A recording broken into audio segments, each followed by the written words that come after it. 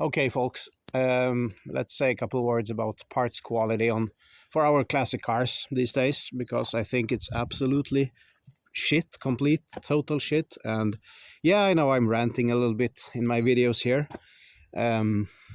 That's the way I view things, because since I like old cars, I also like that thinking, the quality thinking. But that doesn't resemble in the parts today. Unfortunately, when you buy like spare parts for these classics, you don't get the quality that you remove from them. Let's take a couple examples here. This handle here, I bought it from Rock Auto 1.5 years ago because the old one looked a little bit dull and a little bit, old. So I was happy, it was quite cheap, so I ordered other parts. Then I just ordered a new handle, chrome and nice and shiny. Well, perfect, I thought. I'm lucky that I saved the old one, but look how it looks like. Also, yeah, these are just falling apart, these license plate lamps. Yeah, it's completely trash, and they don't even take the heat from the original bulb that should be there. So, the old handle, 1986, they put quality, or they put some thoughts into this. The rivet, I mean, it has been in use for 40 years. The rivet has a little bit play in it, but not extremely much. And on the new one, the plate thickness is of course thinner, because why should they make it as sturdy as before? The rivet is also much more loose, so this plate, instead of matching this tenon here, so it goes outside of it. It's like, now someone is just sending shitloads of text messages. I don't know, it's probably gonna go through in the video, these notifications, but yeah, disregard that.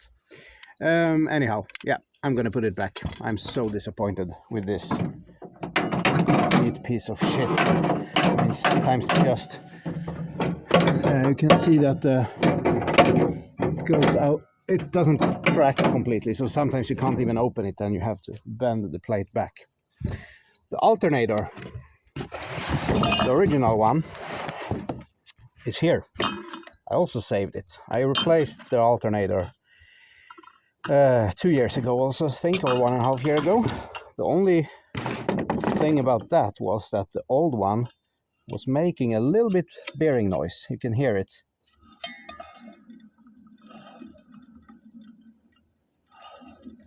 A little bit. I can feel a little bit of backlash and play in the bearings, but otherwise it was charging fine. It's 78 amps, or maybe 80, maybe, I don't know what these are. The original 6.9 IDI. It's a 7.3 in it right now, but it's the original alternator. Then I bought one also from Rock Auto, and I repaired it twice now on these 2 years or so. There's the new one. It was 100 amps. Maybe that's why I also bought it, because it was a little bit stronger.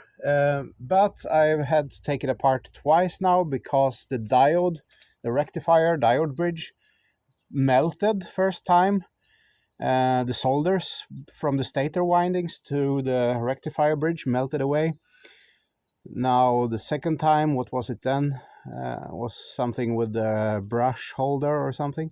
So yeah, I mean, piece of shit. I don't know, maybe I'll put the old one back, perhaps. So I bought, I'm also a little bit reluctant to actually, since it's working, to renovating it. Maybe just changing the carbon brushes and the bearings. And then also I really have to find good bearings. So I actually bought here, yeah, right, I bought from Rock Auto brushes and the bearings and everything to overhaul this one. So that's probably gonna happen, but I'm not gonna buy a new rectifier bridge, because that was also the same shit as in the new one. What can I do? Take some industrial silicon diodes instead and make a rectifier bridge, if the old one doesn't work well. I mean, I don't know what to say about this. We try to keep these classics running.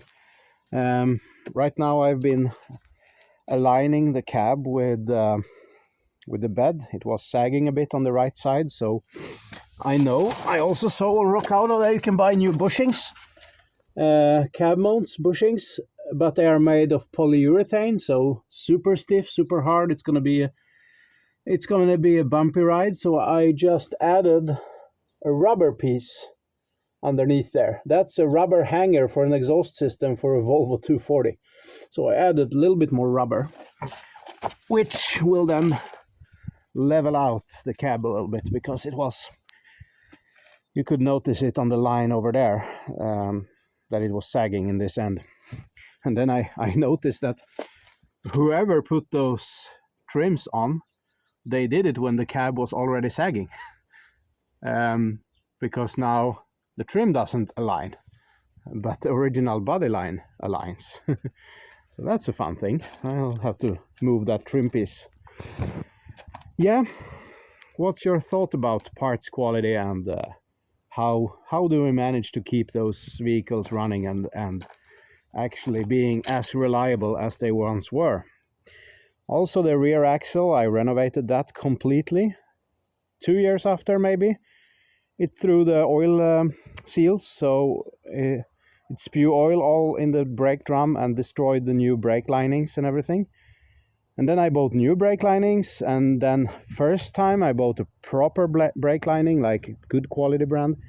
Second time I bought probably something cheaper, because I was kind of in a hurry, had to go through the safety inspection, And then shortly after that, there was too little material for the parking brake lever that it applies on the top of the shoe, brake shoe on the top there, was too little material there. So the lever tab kind of jumped over the brake shoe. So I had to weld a little bit extra material there onto the brake shoe, on the metal piece of the brake shoe. I mean, I think that's ridiculous, having to... I want to just fix things, and I don't touch them forever anymore. I mean, it held together since 1986. I'm not going to live that long as this car held together. Maybe, I don't know. Anyhow, I think it's really sad to disassemble things you have been into a couple of years ago. Then you can as well buy some modern shit like that, because that's the philosophy they go for with these new cars. I don't really like that. Okay, see you later. Thanks for watching, and thanks for listening to my rant.